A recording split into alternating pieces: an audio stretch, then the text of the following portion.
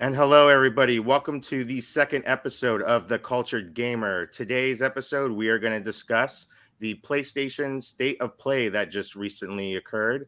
We'll be talking about the in focus of the Suicide Squad killed the Justice League. We'll also be talking about some Dragon Ball DLC that was recently announced, some exhibitors returning to E3 this year, and some more. So stay tuned for The Cultured Gamer.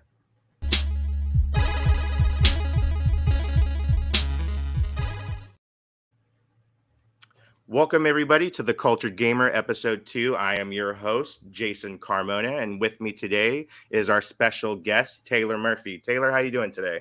I'm doing pretty good. I'm doing pretty good. Um, I'm looking at Twitter and I'm seeing a lot of people really hating on the state of play, and I agree it was a little lackluster, but it was still a lot of fun. There was a lot of stuff that I did like about it. So I feel like people expect these state of plays to be like E3 level every time they drop, but Nintendo does these tiny ones too, and I actually prefer when these shorter ones pop up. So I think as long as they do them more frequently, it's not an issue for me. Yeah, definitely should be more frequent. They rarely do state of plays. It feels like every few months. But we're definitely going to talk about that more in depth. I'm a little conflicted about this state of play, but we're definitely going to get into our thoughts a little bit later.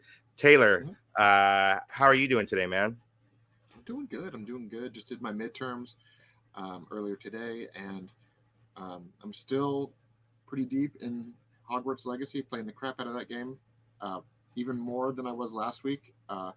My game says that on the side quest side of things, my little ticker, it says I'm at like 75% of all of that stuff, but I'm still only on like chapter 3 or 4 of the main stories. So I'm just like, the moment I get access to a spell, I spend like 10 hours doing everything I can with that spell. So it's still a Mhm. lot of fun.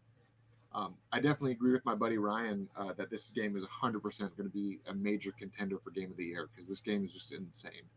Yeah. Um, It, One fun thing that I heard about the other day being just yesterday, Warner Brothers quietly officially said that they're not doing DLC for this game.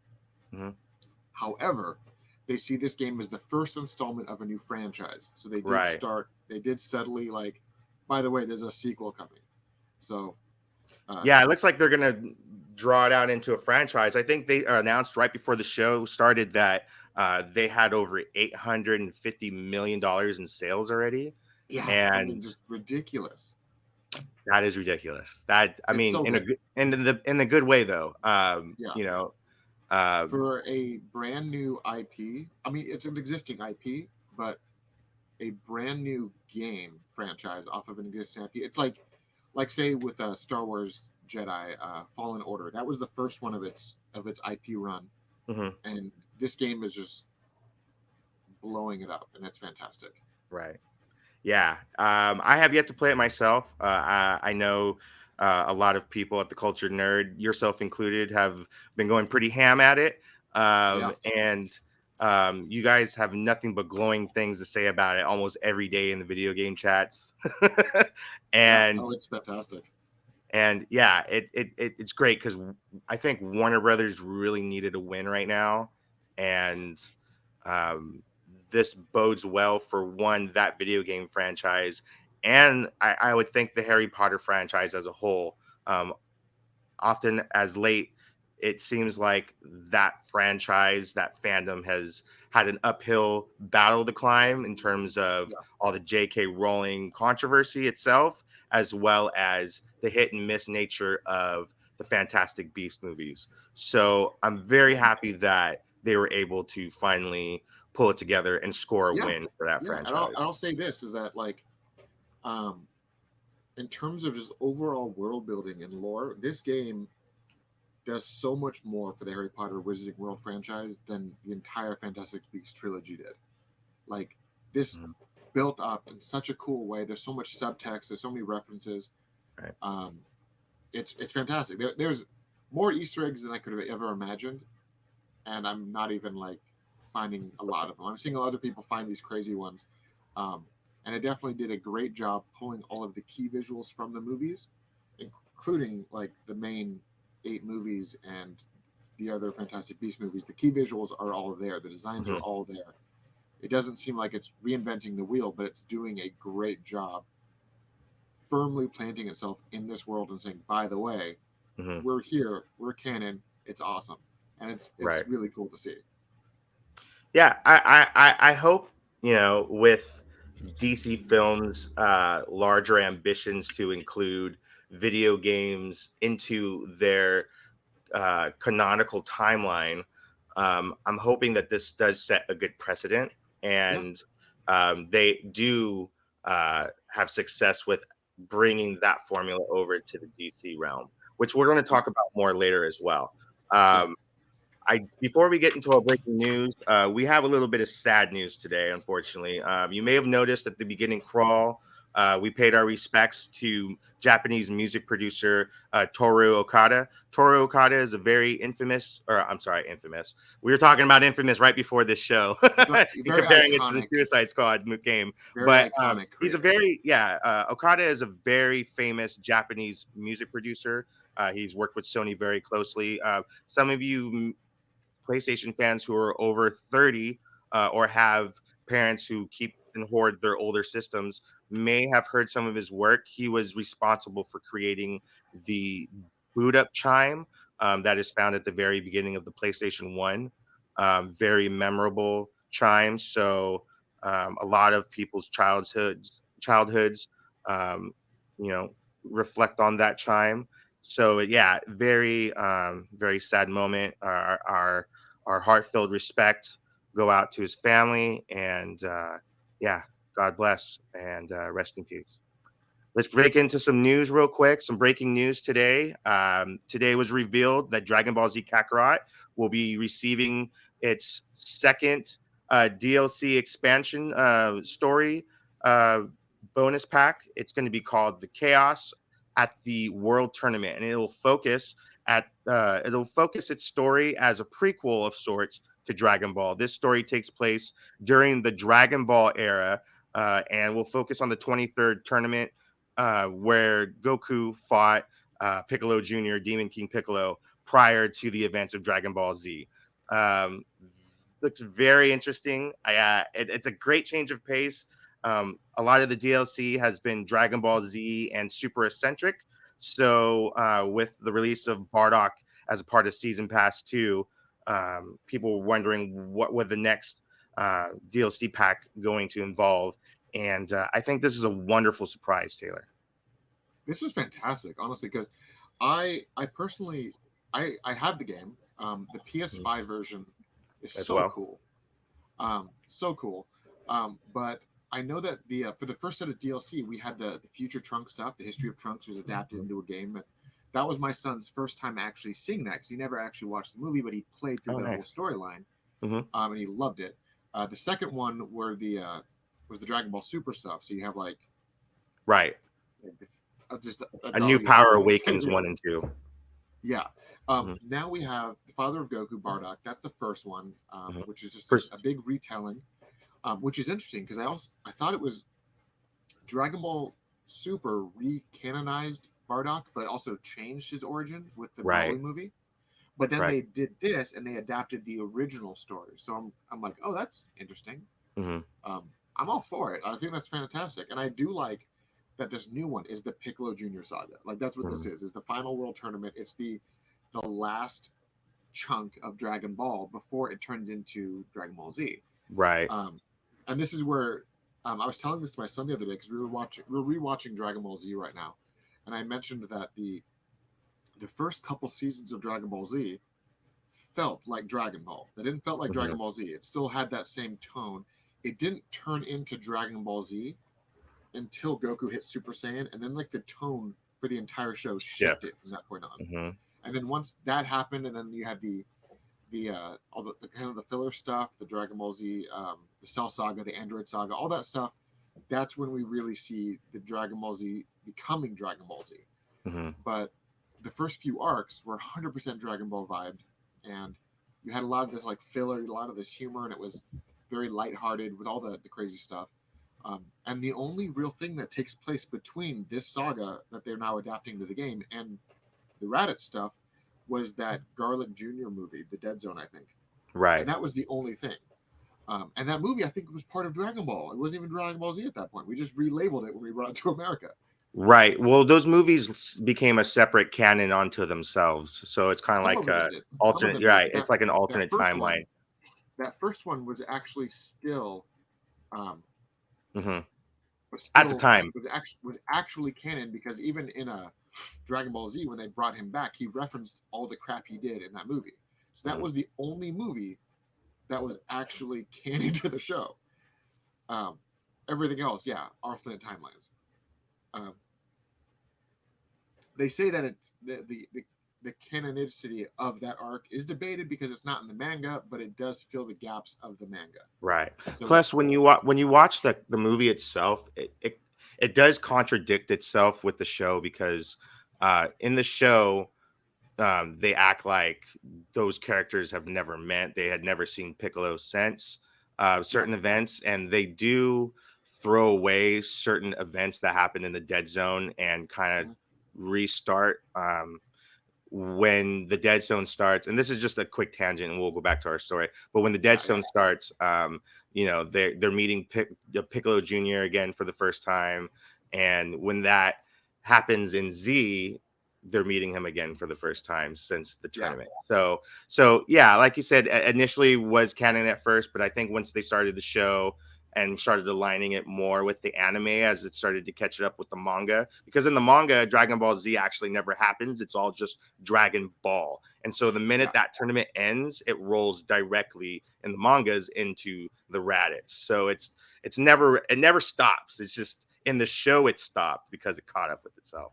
But definitely excited for this DLC. I know I'm going to be buying it. My kids are going to bother me yeah, endlessly once they find out until I get it.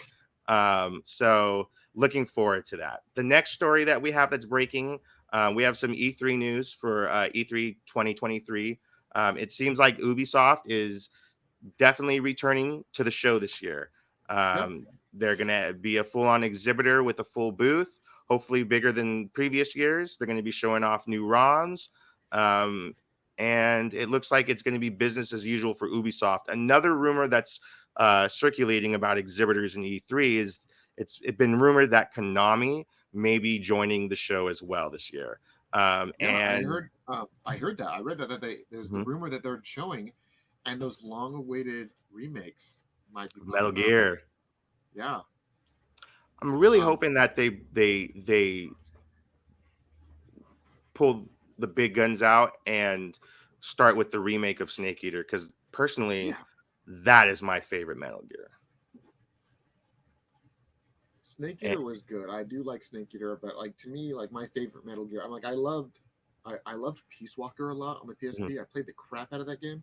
mhm, Um, I liked Phantom Pain. I loved that one a lot too. But right. um, I have such a hard time with everybody when my favorite one's the first one. Like the playing Oh yeah, the just classic. Metal Gear Solid. It Like just doesn't get, it doesn't go anywhere without the first one. yeah, like that first one. Um, it was the first time I ever played a game like back in like 1997 Mhm, when I played that game for the first time. It was the first game that I ever experienced that had a full dialogue track, mhm. and I loved every bit of it. It was super hard when I was playing it as a kid, and I say as a kid I was in middle school when that game came out, but like it was such a different experience. Like everything else coming off of like Sega Genesis and Super Nintendo, and then going into that game, it's like, oh wow, gaming has evolved, and that was the first game that truly clicked in my brain that gaming was now a new thing. Definitely. Yeah, I felt the same way when once Metal Gear Solid came out. It was like the storytelling in gaming has changed Yeah, forever at this point. Like there was a natural evolution that occurred with that game. And, you know, I think that every game in that franchise just sets that template and keeps the bar up high, if not, re- reintroduces that bar. Um, yeah, and I think that if Konami does return to E3, they do have to bring a Metal Gear with them. There has they to do. be a statement that's made by reappearing at E3 after these last 3 years of not having an E3, and having minimal, uh, you know, footprint at that show. The last time I was at an E3 was probably around 2017, 18. It was the last year that they had Metal Gear Solid 5 there. And I remember Okay. Konami's booth was just a a makeshift room that they had created on the floor, and they had demonstrations of Metal Gear Solid 5 on the outside, and they had a presentation of it inside that enclosed room on the show floor. And that's all Yeah. Konami had that year. Yeah. So Um, they need to come back and make a large statement with whatever it is that they're remaking. If they're doing Snake Eater, bring it. If they're bringing a modified HD remaster of Twin Snakes, bring it. It hope has so. you That's have a to great bring, one. yeah. Twin Snakes is amazing. You have to bring Metal Gear. You cannot show up to E3 and not bring a Metal Gear project with you, or And to Castlevania me, for that matter. 100%. Yeah. To me, I think seeing a remake. To me, I want a remake, not just a remaster. HD Mhm. remasters are fun and all. Um, the recent Metroid Prime one is a fantastic example of how like a good remaster can look. But to me, like with how old Metal Gear Solid is, even if Mhm. you adapt Twin Snakes, you gotta up the ante. Like Mhm. I'm not saying make the game like ground up like Final Fantasy VII remake, but I do think some of the newer remakes, um, like the Resident Evil franchise, was essentially like the same game but with a fresh coat of paint and some major quality of life changes. That's what Right. this franchise needs. Right. I just imagine like that first scene with Gray Fox, like Mhm. that's In such the a cool hallway scene. slaughtering all the soldiers. Yeah, and like I remember when he pops out for the first time and he's coming out like full Predator vibes, visible coming out of the room and Mhm. everything. And that dude like pisses himself. I think like little Otacon, yeah. kid me when I first saw that, I'm like, oh, games are serious now. Like that Yeah. was the first time it clicked for me. So I want Right. that to get like the Resident Evil treatment. Give me a Oh, not even just a definitely. fresh coat of paint, a whole fresh game with the same narrative. And bring back David Hayter as Snake. Don't do the game unless you're bringing him back. Yeah, but and that's the thing is that when people got mad that he wasn't coming back for Metal Gear Solid 5, there was a But reason. but if you play the game, It there's a makes total reason sense. why Yeah, it's not Hayter voicing Snake. I don't want to spoil it, but there is a I reason. remember I was so mad. I'm like, why is it Kiefer Sutherland? Then when I played Right. the game, I'm like, there it is. I was I could have cool that guessed that. Kiefer was doing the voice, but it Yeah, did it did sound slightly off. But then as you get into the story, there's a reason why he sounds different, yeah. and that reason is totally logical and it makes 100% sense. And Let's it move on to the next funnily story. enough, like Go ahead, when that real game quick. came out, I was a huge fan of the franchise. When that game came out, I was like, this game is not following continuity. What is happening? And then when it Right? happened, that scene happens, you're like, I'm Oh, I should have just I get waited. it. I should have just waited for their explanation because this makes sense. Yeah, they need to bring Metal Gear back. Let's move on to the next topic. Um, this one's kind of a sad story as well. Not necessarily sad, but kind of a bummer, especially after the runaway success of the recent Hi-Fi Rush. It seems that Tango Gameworks CEO and founder Shinji Mikami has left the studio, or is relatively close to leaving the studio and is on his way out the door. This is very disappointing. Shinji Mikami was heavily involved at Capcom with the Resident Evil series as well. And when he left the studio to start Tango Gameworks, he was involved heavily in the development of the Evil Within franchise, both one and two, as well as Hi-Fi Rush as well. Um, Taylor, your thoughts on Mikami leaving the studio? I always hate it when these things kind of happen. It reminds me a lot of the Hironobu Sakaguchi departure, Mhm. and a lot of people who don't recognize that right off the bat. That's the guy who basically made Final Fantasy what it was. He was the guy Right, who made Final Fantasy, and then once uh, Square merged with Enix, I think it was around the time of the Spirits Within, Kingdom Hearts, and all that stuff. He departed, right, and a lot of longtime fans will basically say like, Final Fantasy franchise did take a tonal shift when he left, and it's the same kind of vibe. Like when Shinji leaves, that company, there may be a major tonal shift. It may Mm-hmm. become something completely different. May Right. work, it may not work, but whenever like a notable person in a company that essentially like, or like that for like the Uncharted franchise, Mm-hmm. um, the the lead writer, I just forgot her name. Um, like basically the lady who made the narrative for these games. Mm-hmm. Uh, I will find her name. Amy Henning. Amy Henning. Yes, Amy Henning. When she Right. left, the Uncharted franchise kind of went with her, right? Mm-hmm. I mean, she did her work with like Legacy of Kain. She did her stuff with like she made Jack and Daxter what it was. She made Uncharted what it was. And then when she was gone, they had to just end the franchise. Like,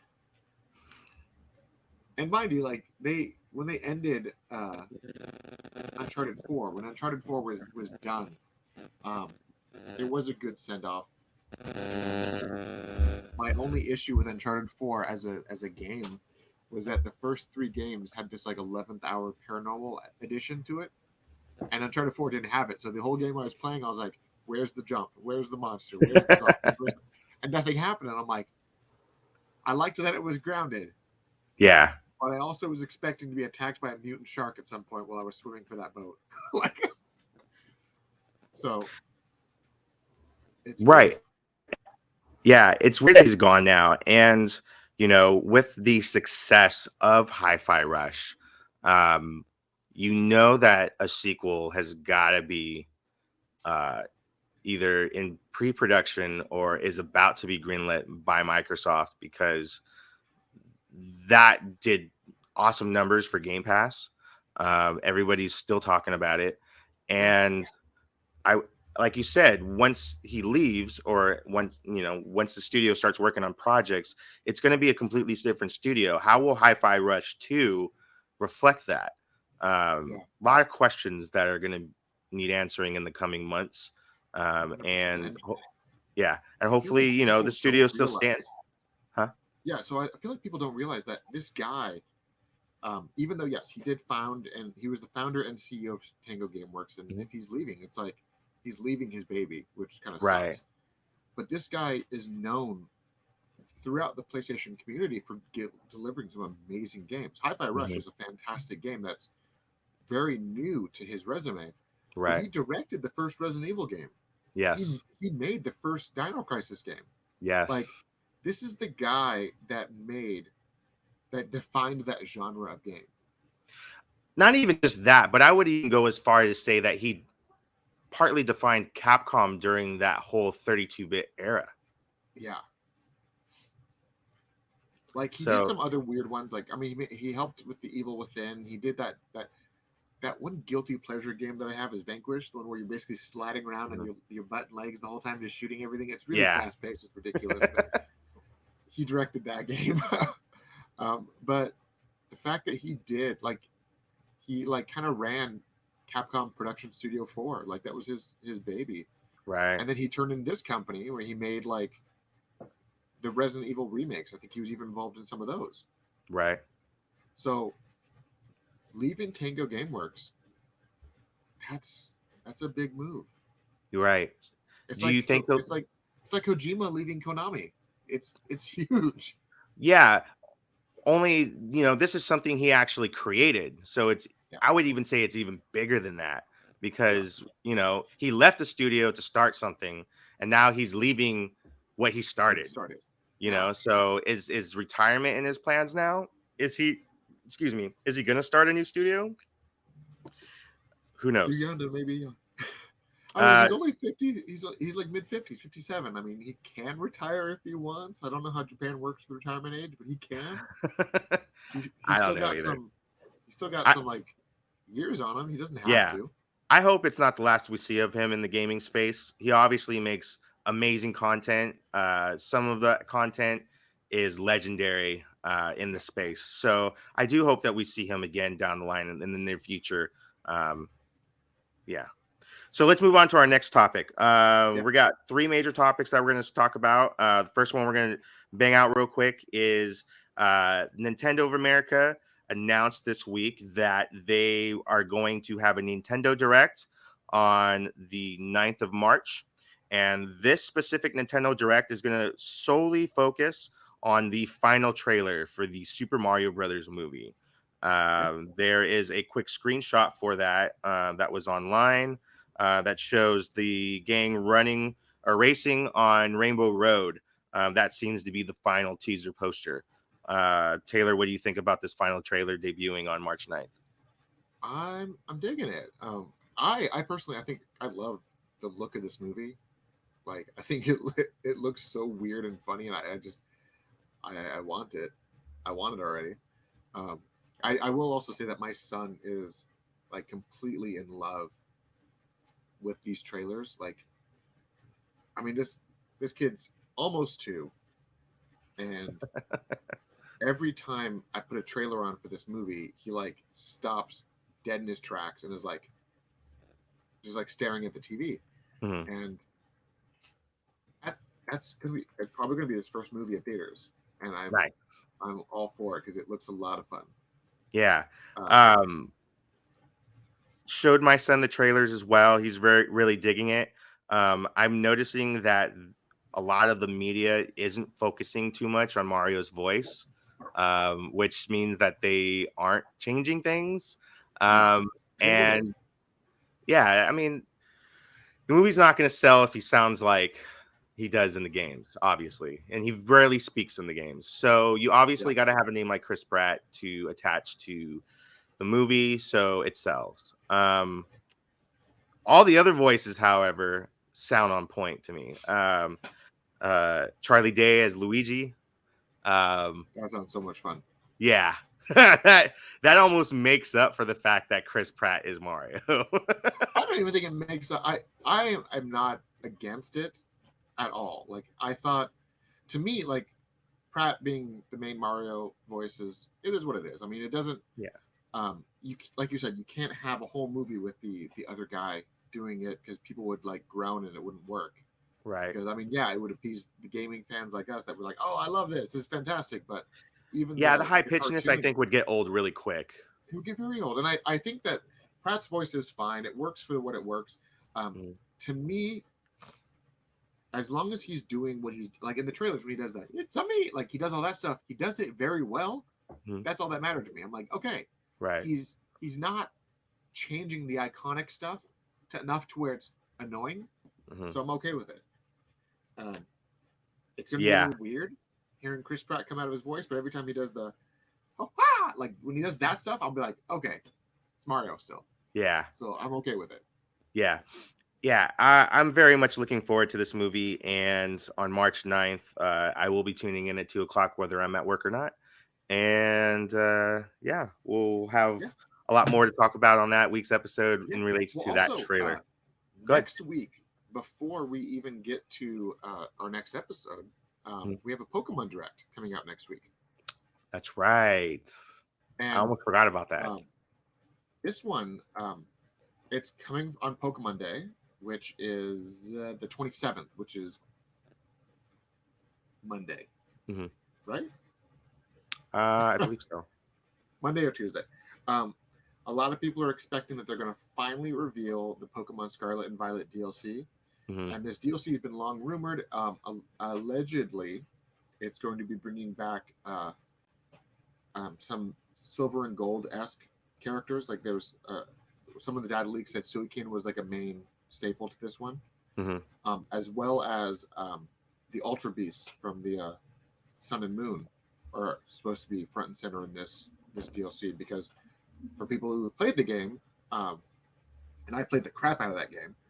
Uh, the once you complete the Pokedex, your gift, aside from like the shiny charm, you get a Beast Ball, which Hmm. is useless except for Ultra Beasts. So the fact that they gave you this useless item is like, oh, so the Ultra Beasts have to be coming. Definitely. So um, I think that a lot of the negative press around Scarlet and Violet definitely took a toll, but the fans who bought it, played it, and then after that first patch, it a lot of those issues were fixed. Mm-hmm. But it kind of just reiterates our comments from last time, was that the Switch is clearly not going with the times, and these developers are now having to cut back because you could tell that they made a more powerful game than the Switch could handle, and they had to backpedal a bit, and that's why Mm-hmm. it suffered. So, um, my fingers are crossed that what we'll get this year is the DLC for Scarlet and Violet, which is the Pokemon game for this year. I'm really hoping that that long rumored Pokemon Let's Go Silver and Gold finally happens, because I Silver and Gold are my favorite of the entire franchise. And While we're on the Pokemon topic, real quick, news broke this week that the mobile developer of Pokemon Go has asked its non-paying customers not to visit a popular Las Vegas park in search of Pokemon. oh yeah, Um, we didn't put this in the notes, but since we're on the topic of Pokemon, I want to talk about this real quick. yeah, that Um, was a funny thing, because normally what happens with these Pokemon events is that they get an area, they commission the area to do it like a private event, and they're able to mhm, like lock it down with fencing and all that. Um, they were not allowed to do that for Vegas because it's Vegas. mhm. So they basically just said, if you're not participating, just don't walk over here. Yeah, Like, don't go over here. it's it's so funny. Um, oh my god, it's such a funny thing. Uh, Speaking of Switch but news, go ahead. Go ahead. Let you finish your thought real quick.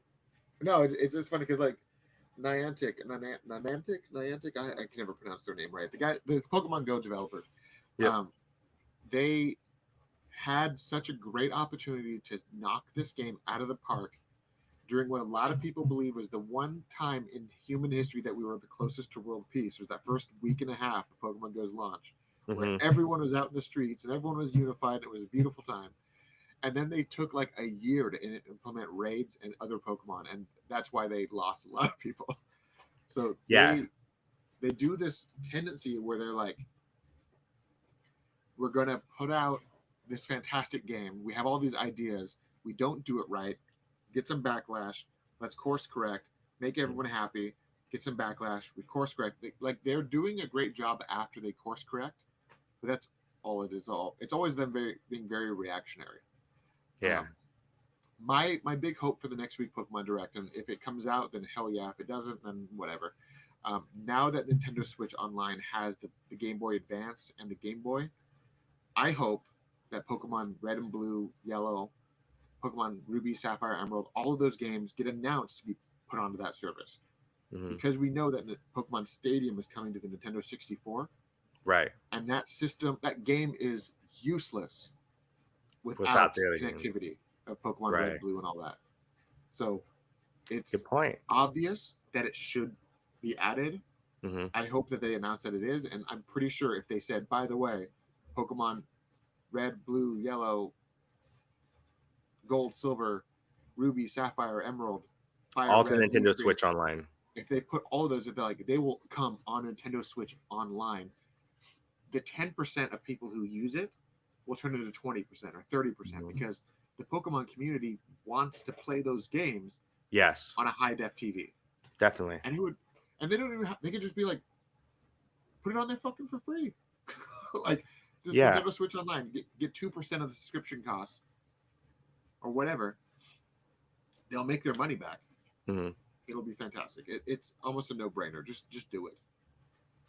Okay, so we're gonna move on now. Our two main headlines. We're gonna start off with the first one. Uh, it seems that Microsoft is getting a lot of pullback from these regulation committees and relates to purchasing Activision. Sony's making a big stink about it. They're afraid that Microsoft's buying Activision strictly for Call of Duty, and they're going to make it exclusive to Xbox and Game Pass. Microsoft has already proven that this is not going to be the case. They have multiple properties that they've purchased in the past and still keep multi-platform. The Minecrafts, various other titles I'm forgetting at the moment, but uh, with this new binding 10-year contract that they've signed and agreed with, it seems like they are trying to prove to all these regulators that they are playing multi-platform.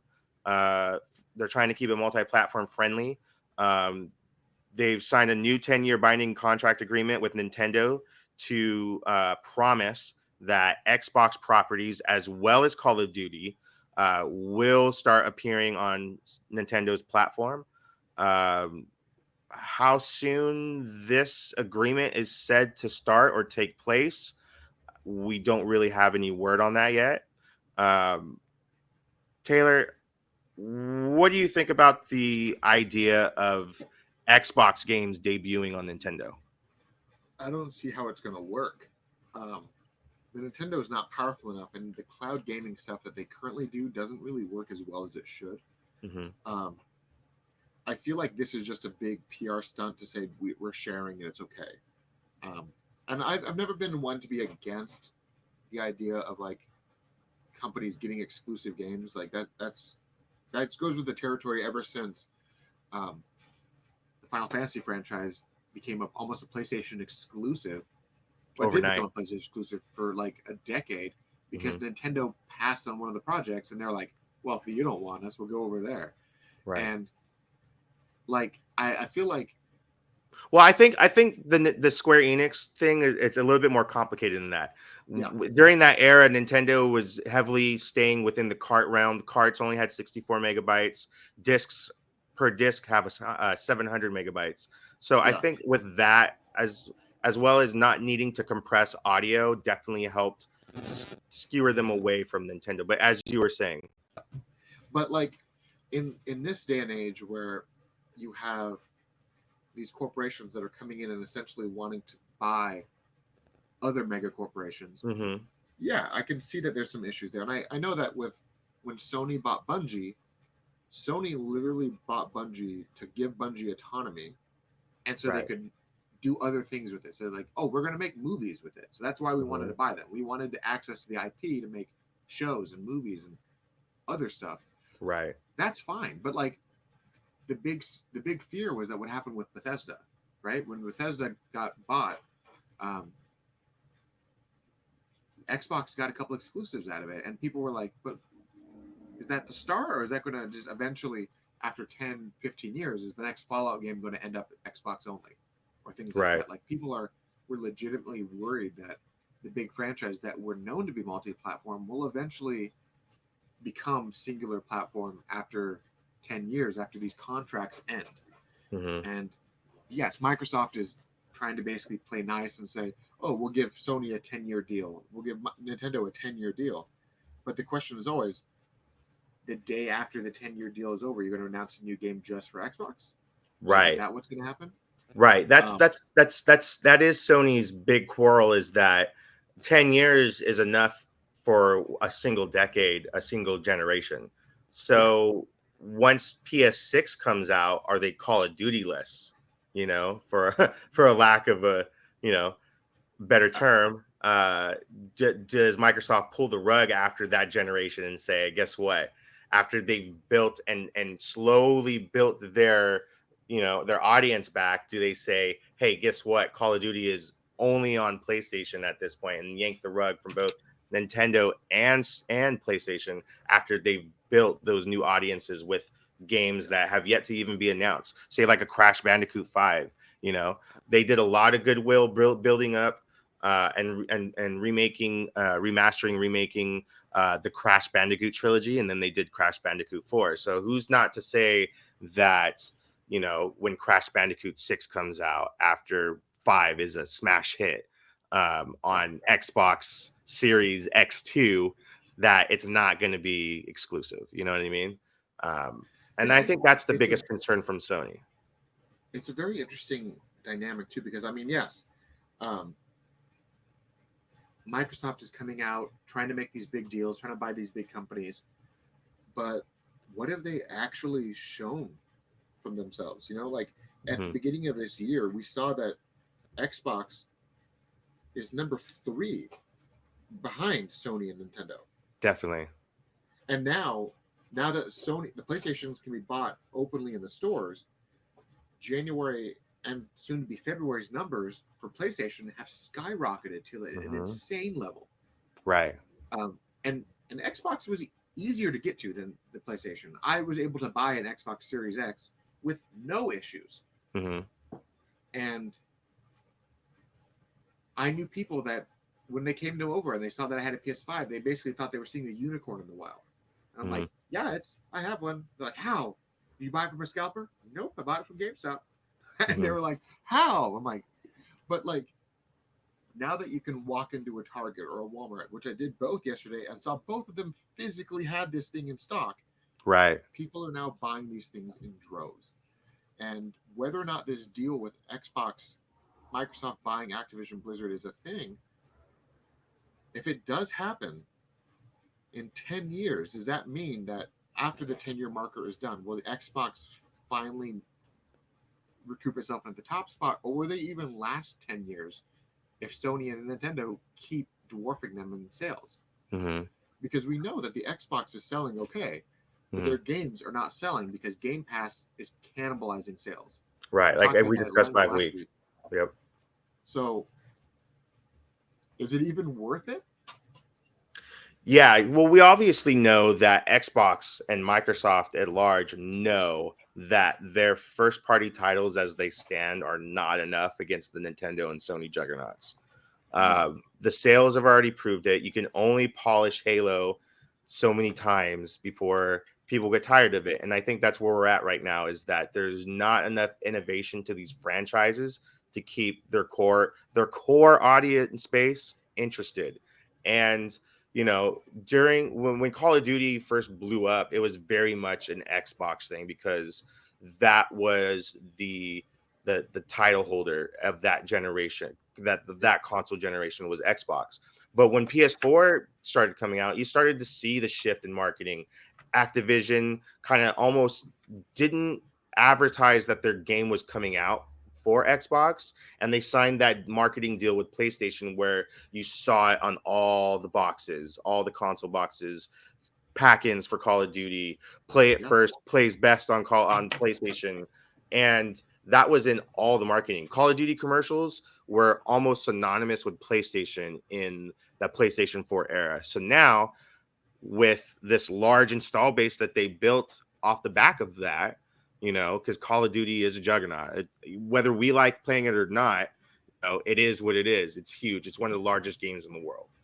And I can definitely hear Sony panicking and hitting that panic button over this whole thing because, you know, if Microsoft were smart, yeah, of course, all these games, all these companies that you're buying eventually, as you build your audience base and as your console install base starts to grow, you want to start pulling back some of these titles. You want to start encouraging Nintendo and PlayStation or just gamers in general to buy the Xbox. And how do you do that? Well, you don't do it with games that you can buy on a PlayStation as well. You need to encourage them to buy the Xbox. And that's why you're Yeah. seeing Microsoft buying up all these companies at large. Um, yeah, It's a so weird. It's a weird time. it definitely is. And it's only going to get uglier before it finishes. So I'm just going Yeah. to kick back with my bowl of popcorn and watch it all go down. And, hopefully it just doesn't ruin gaming in the process. What's going to be interesting is that to see if this goes through, if Microsoft does get Activision Blizzard, Mhm. Sony just saying to hell with you Mhm. and buying like Konami, Capcom, Square Enix, all the Japanese companies, and just being like, you have Call of Duty, we have everything else. And Right. just seeing what that does to the gaming landscape. Well, they definitely kind of pulled that axe a little bit when they bought Bungie, when Sony bought Bungie. And that was shortly after the announcement that that Microsoft was buying Activision. Yeah. Sony knew what was happening at that moment, and obviously these things just don't happen overnight. There's large Right. discussions that happen for weeks, maybe even months on end. But that was quite a sly move that once Microsoft announced that Activision was being purchased by them, that Sony came right out maybe 2 weeks later or less and said, "Hey, we've bought Bungie." So it's kind of like if you don't play nice with us, we're not going to play nice with you scenario. Well, it was even Um, funnier too because they bought Bungie and then they were like, "We're also not changing anything. We're not taking Bungie away from you." And Yeah, that but was that's such a word. But you and I know that's wordplay, though. That's them repeating what Microsoft is saying as hey, if you right. want to keep Bungie and their legacy attached to Microsoft, you're going to keep Call of Duty over here as Yeah, well. You know, 100%. uh, I do agree with that. I think them buying Bungie, and they said that the primary reason was to market it to make TV shows.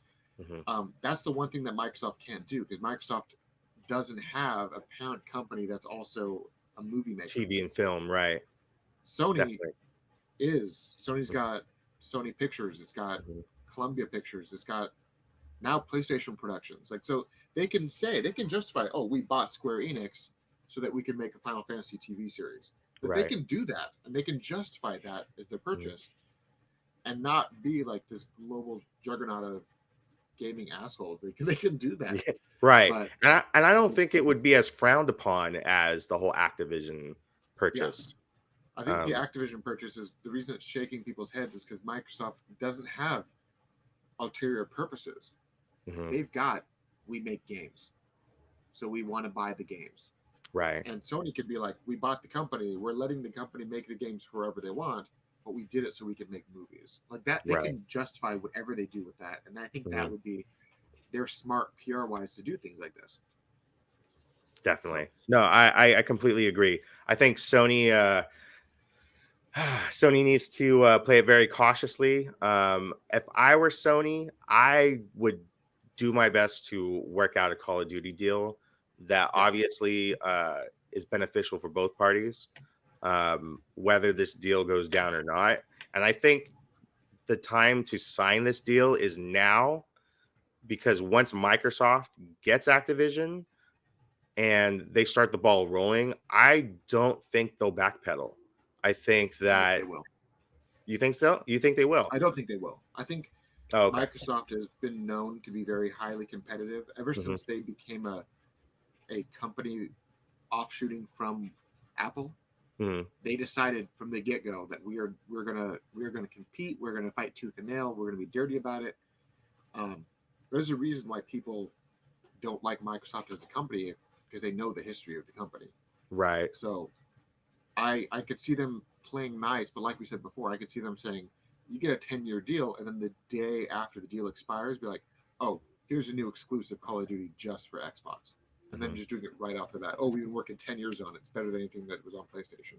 Right. You know, I Definitely. could see them 100% being that kind of competitor because they were like that. Like when the Xbox first came out, what did they do? They essentially bought Sega and was like, we're going to make the Xbox the Dreamcast 2 and make Right. sure all these games never touch PlayStation. Right. And to this and some of those games never did. Jet Set Radio Future still locked to the Xbox original. Yeah. It was only until recent that we got Shenmue Yeah. within the last maybe 5 years, But still, how long was that system locked to that console? You know? And the problem that I've always had with that is that buying those IPs were 100% Japanese related IPs. Mhm. They thrived in Japan. And guess what console doesn't thrive in Japan? The Xbox. Xbox. So because they bought all these Japanese IPs and the IPs essentially died because the main market that bought those IPs didn't buy the console for those IPs. The reason we never saw another Jet Set Radio or Jet Ground Radio was because it didn't sell like it did. Right. And if they No, would it's have true. made it multi-platform, we probably would have 4 or 5 of those games by now. Right. Instead of the remakes and the reissues and the ports that we get. Yeah. Definitely. So All right. So the pretty next cool. topic is going to be about the state of play that just occurred right Yes. now. PlayStation just had their first state of play video stream of the year. these state of plays for the uninitiated are pretty much I don't want to say press conferences, but they are micro reveals in the vein of a Nintendo Direct. They tend to try to boast some reveals, some secrets, new titles that are coming to the platform soon. This one was no different. They started off with 5 PlayStation VR 2 games. I didn't note them down because honestly, none of them looked like anything that caught my eye or wowed me. They just looked like your typical VR games to me. Yeah, I mean, As a PlayStation VR 1 owner, I was really looking forward to the launch of PSVR. A couple things kind of hit me in the balls that and prevented me from purchasing one on day one, namely the price. $550 is pretty steep, as we talked about last week. Um, and again, some of the games were just generic shooters. Didn't really catch my eye. Did any of the PSVR titles catch your eye, Taylor? I think that first one, the Foglands, actually looked a lot of fun. It was a shooter, but it's also very stylized. It reminded me a lot of the Arcane TV show. Yeah, The I think that style. was the only one that caught my eye as well. Was just the first Um, one. the other ones, sure. Yeah, It's like, all right. yeah, they just seem like typical shovelware type stuff. Like it's not like I wouldn't spend more than 10, $15 on those type of games at Yeah. most. Um, yeah. So, anyways, we're gonna move on from those because those games were ho hum. Yeah. So, I mean, for first off, the one big standout, Street Fighter. Yes. So Street Fighter 6 had a trailer and they debuted 3 new fighters that they had not officially revealed for the game yet. Um, these all the entire roster had already leaked months prior, but Yeah. this was the first official reveal, in-game reveal of these 3 characters. We have Zangief, who's on the left right there. We have new character Lily, who looks like she's a Native American / Hispanic teenager girl type character.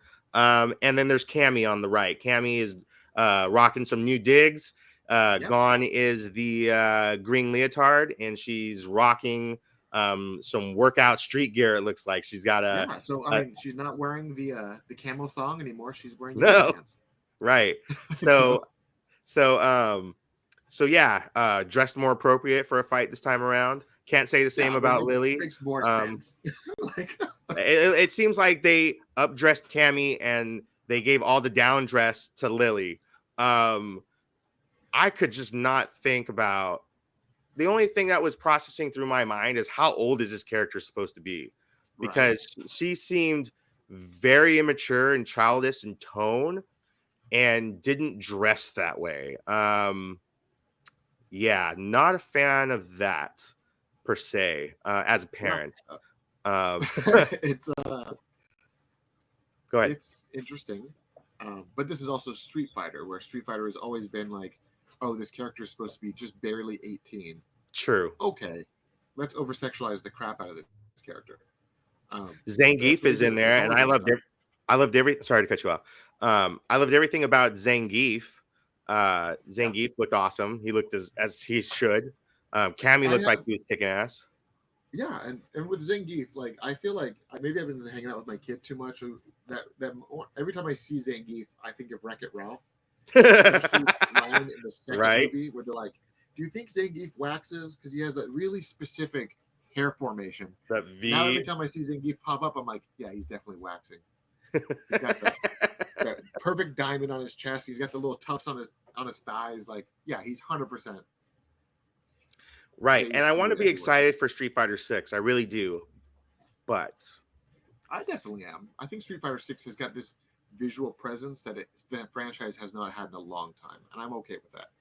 I'll agree with that. And that's not the part that is upsetting with me about Street Fighter 6. Street Fighter 5 had a pretty long rollout. And when I Yeah, say long, it didn't debut with a story mode. It didn't have a single player campaign really, except for like the arcade mode. And it felt very half done when it was released. And then you had the season passes that cost $20, $30, $40. And now they're on season pass 4 for Street Fighter 5. And that Right. season pass regular price is a $40 season pass. That's a bit hefty, especially when the game out the gate was $70. My concern with Street Fighter 6 is that they're going to repeat this. And if that's the case, why would I have incentive to purchase a $70 game right out the gate when I know that you're going to have $40 season passes?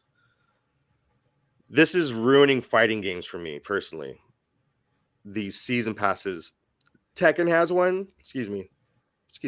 Tekken had one. Mortal Kombat had one. Injustice had one. It seems like Street Fighter 6 is going to have one too.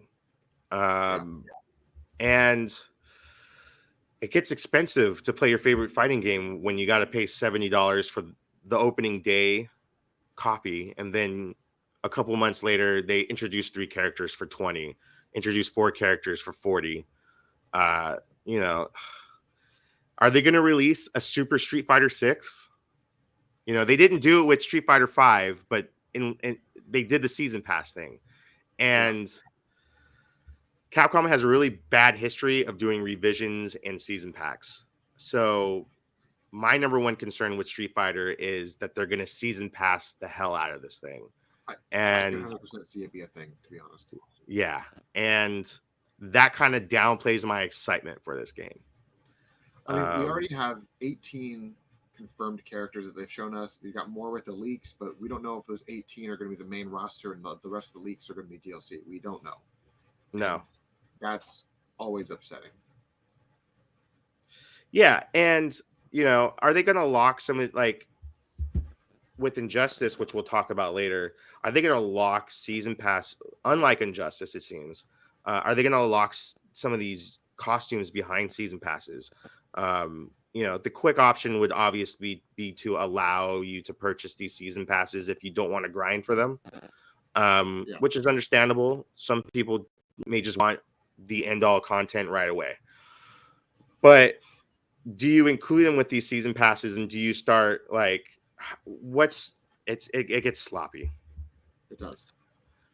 But let's move on to our next subject. Let's do it. So the next game I wanted to focus on from the state of play was Resident Evil 4. Now, Resident Evil 4 looked super impressive. I don't know if they were teasing a co-op mode within this game. It seemed like it. It did kind of seem like it. It seemed like, well, we know people who have played Resident Evil 4, and this is a minor spoiler. The premise of the game is you're going off to this European country to try to find the president's daughter who is missing. And within the game's second half, you find the president's daughter, and you kind of have to escort her to safe locations throughout the game and the mansion that you're in. That's my biggest gripe of that whole franchise was, and it looks like it's back. Yeah, this trailer heavily, and I mean heavily focused on that aspect.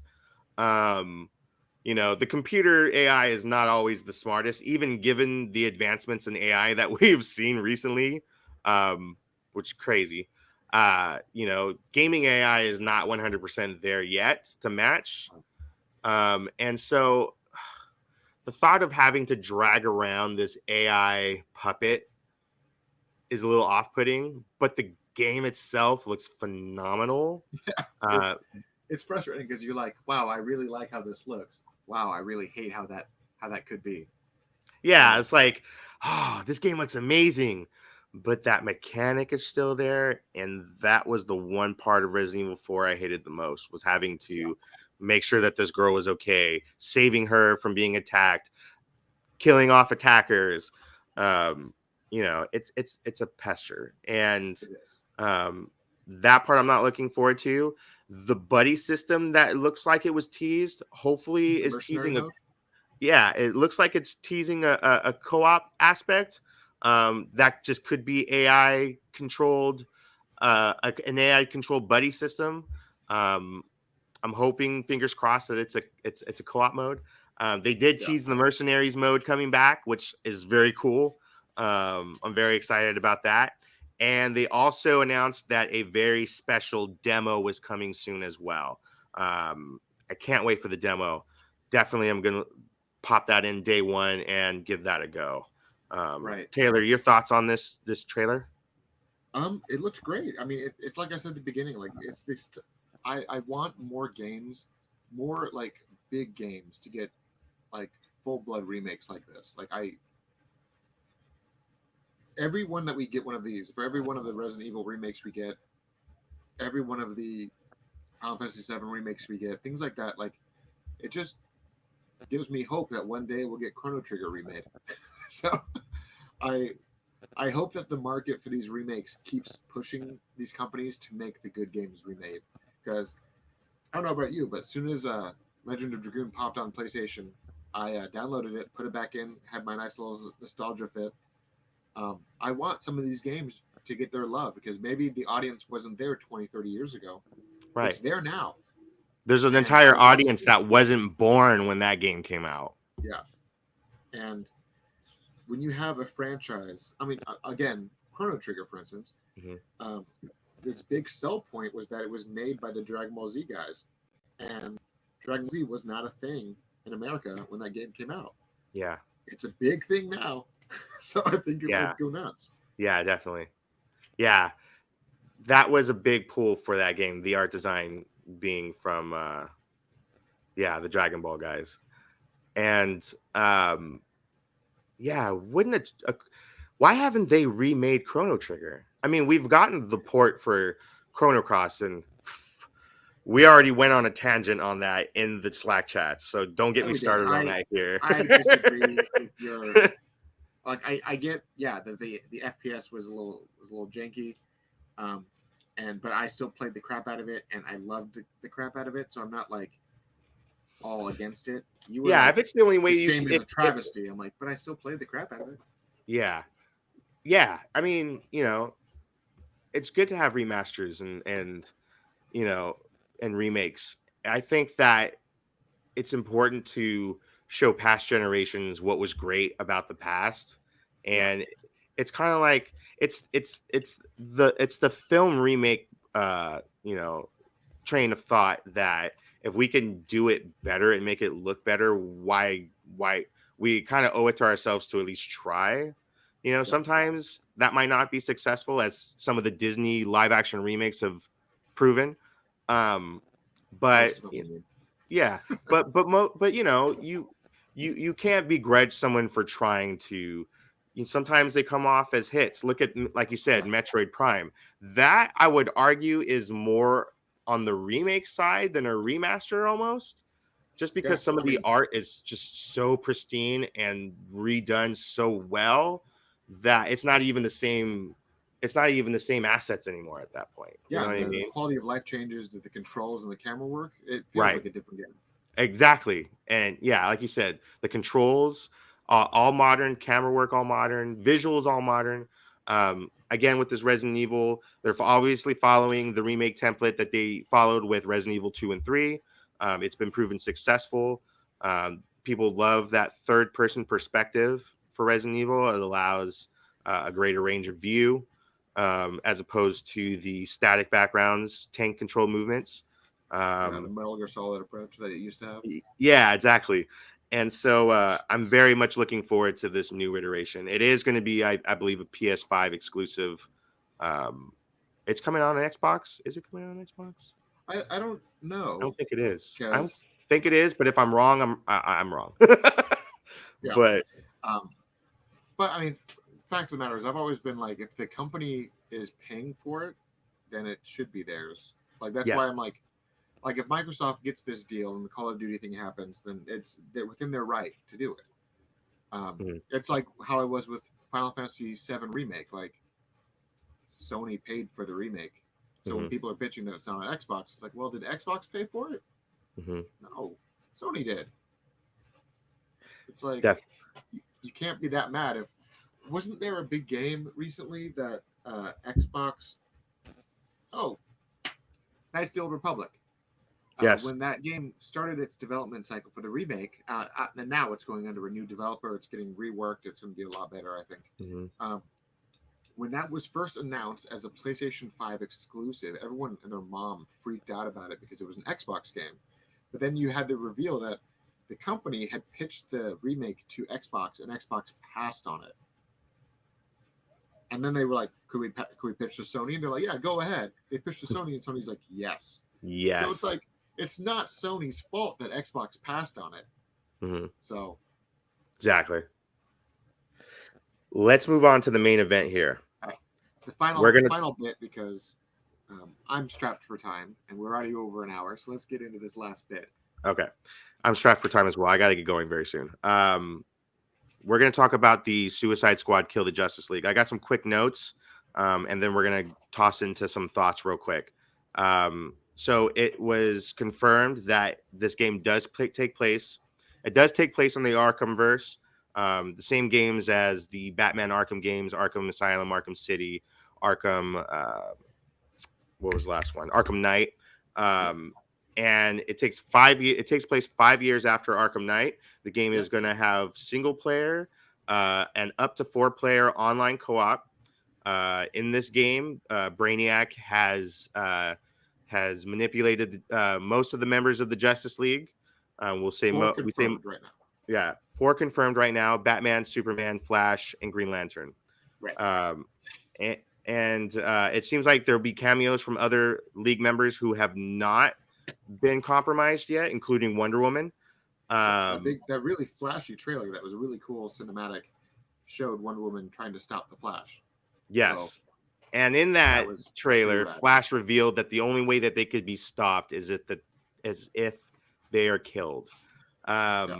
Which yeah, I kind of like Well, that I mean, part. that to me reminded me back of what the developer said, is that every character you have the option of killing or capturing, Hmm. and whether or not the killing is the canon approach, I feel like the canon approach is the capture approach, but you Yeah. have the option of killing them too. Right.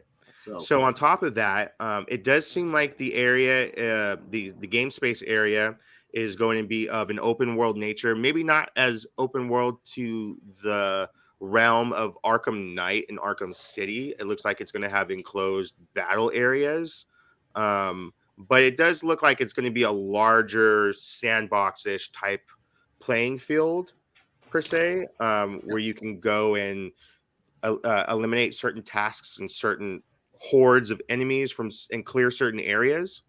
Um, it takes place in Metropolis, and takes place in for this Metropolis. part, You got that's what I that. know of. And they also revealed that there are going to be new characters, gear, and missions after the launch via DLC. Yes. They made no mention of loot packs, which I'm kind of happy about. Um, did they give a release date? I missed it if they did. Yeah, it's still in May, I believe. Is May? Okay. Yeah. Um, Taylor, what are your thoughts about this trailer? So after watching the trailer, all of my qualms with the game, all my concerns actually dissipated. I thought the gameplay looked fantastic. It looked a lot like a mad love child between the Infamous games and Batman Arkham Knight. Mm-hmm. And that was enough for me to say, okay, yeah, I'm going to buy this game.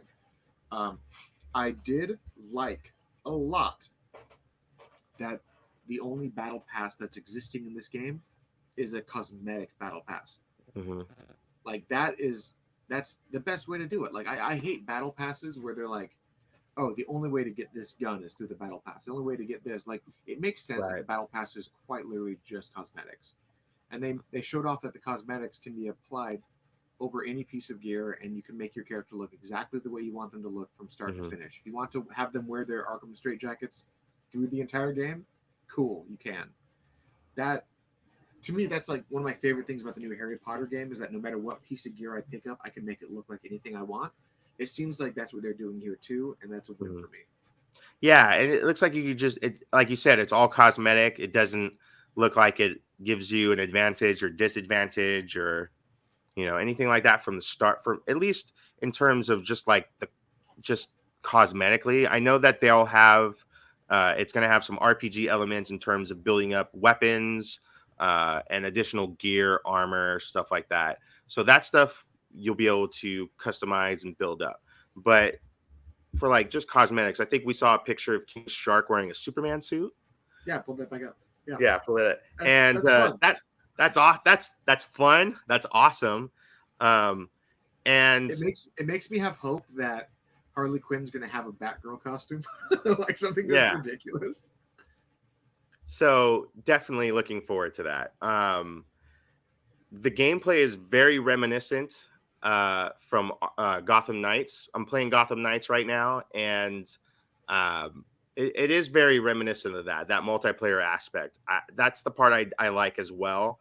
Um, you know, teaming up with friends and just beating the shit out of a superhero. Yeah. That spells a good time.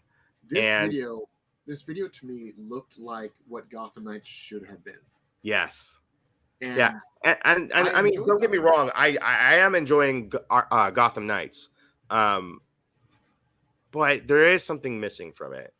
Yeah,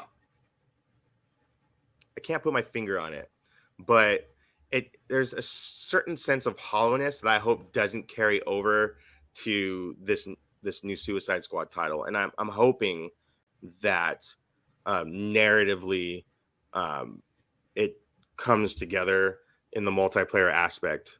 And I like the fact that you know uh, you can play single player if you want. If you don't have friends to play with, you can play single player. Or maybe you just don't want to play with friends at that time. Maybe you just kind of want to build up your character and grind a little bit before you jump back into the multiplayer fray. So they allow that, and those three other assisted characters are controlled by bots, and the difficulty adjusts appropriately according to that, from what we've been told. yeah. So yeah, it looks amazing. Everybody looks like they should and sounds like they should. I'm really looking forward to it. So it's very interesting because this game, if this is the same game that they were been working on this entire time, the Suicide Squad game first started in July of 2010, actually, because they were Mhm. supposed to have they teased it in the Arkham Origins game, Right. and then we knew that this game was after Arkham Knight finished. We knew that this game was being developed, and we were all kind of like, "Is this the same game?" Because like, what 6 years later, Arkham Knight came out, and was it 6 years later? When did Arkham Knight come out? Oh wow. 2015. I think so. Yeah. 5 years later. Wow. Okay, so 5 years later that came out. That still means that's been 7 or 8 years since that game came out, and we understand that this Suicide Squad game has been quietly in production at Rocksteady since before they released Arkham Knight. Hmm. So, unlike Gotham Knights in its shorter span of development, this game has had a lot of time to cook, Hmm.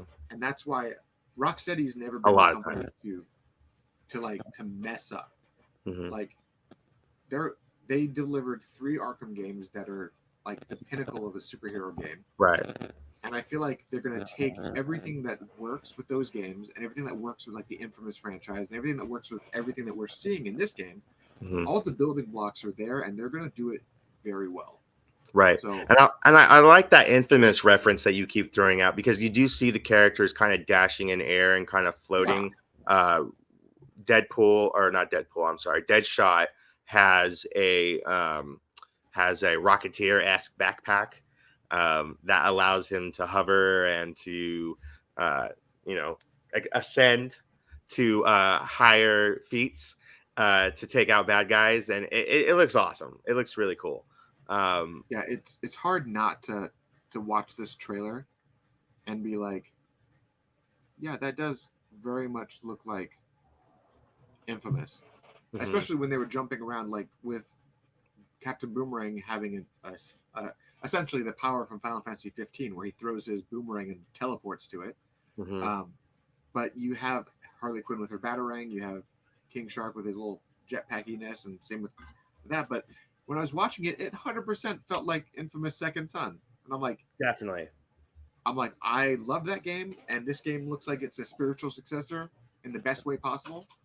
So, yeah, Day one, I'm going to pre-order this crap. It's going to be no questions now. I'm going to play the crap out of it. Yeah, and I'm curious to see what new characters they're going to be adding and what missions um, on top of the base story. Um, very curious to see what source material they pull from. I'm hoping for And Deathstroke. I- oh wow, Deathstroke Like, DLC would be give me amazing. a Deathstroke DLC where they have to like capture him, and then once you capture him, he's a playable character. Give me that game. That would that you might have just given them their DLC idea right now if they're I even hope watching, so. which I I hope doubt. so. But final thought is that I mean it's hard to not get excited when you know that Rocksteady is at the helm. They've already have a proven they've already proven 3 times that they can handle this franchise. It's a little bit different type of gameplay style now, but I'm sure they're up to the task, and I can't wait to see how this game turns out. Yeah, I 100% agree. All right, well, that's going to be our show for the day, Taylor. Any final thoughts? Um, like I said, we got a couple fun Nintendo Directs in the next couple weeks that I'm looking forward to. I'm really excited about uh, the Suicide Squad game now. The fact that Kevin Conroy posthumous is reprising his role is a huge win for me. Just Yeah, to keep it back within that canon is wonderful. and Um, this will be Kevin Conroy's last game as Batman as well. yes, this was the last game he recorded. I know there was all those rumors about a Injustice game and whether or not he did record anything for that. I hope he did, but Hmm. um, I don't know. We'll see. Okay, well, I think that's going to wrap it up for today, Taylor. All right. All right. Well, thank Well, you all for joining us. If you want to support the Cultured Gamer or the Cultured Nerd Network, please head over to patreon.com, hit the Cultured Nerd. This show has its own very specific tier, so you can go ahead and support directly there. Those of you who do support, thank you so much for your help. Our host is Jason Carmona, and the co-host is still to be determined, but I will keep showing up until he gets his guy on the show. Um, Jose Navarro, thank you for the logo and the overall design aesthetic. The culture pluralist Michael Melio was able to make a fantastic intro, so thank you again. And if you're at home, scan that QR code, follow us on the socials, and we will see you all next time. thanks again, everyone. Have a good day.